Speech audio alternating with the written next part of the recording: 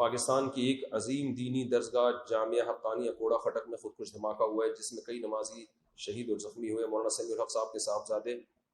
مولانا حامد الحق صاحب بھی جام شہادت نوش فرما گئے۔ دل سے دعا ہے اللہ تعالیٰ ان کی مغفرت کرے، ان کے درجات بلند کرے، اور جو طلبہ بھی شہید ہوئے اللہ ان کے بھی درجات بلند کرے، ان کے لواحقین کو اللہ صبر جمیل کی توفیق دے، جو زخمی ہوئے اللہ ان کو جلد سے جلد صحت عطا فرمائے، اور جو لوگ بھی اس قسم کی کارروائیوں میں ملوث ہیں اللہ ان کو ہدایت دے، ہدایت کے قابل نہیں ہے اللہ ان کو تباہ و برباد کرے۔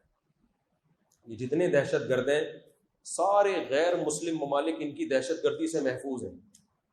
یہ ساری ایکٹیویٹیز مسلمان کنٹریز میں ہی کرتے ہیں یہ لوگ جہاں مسلمان رہتے ہیں، تو اللہ ان دہشت گردوں سے ہمارے ملک کو جلد سے جلد نجات عطا فرمائے۔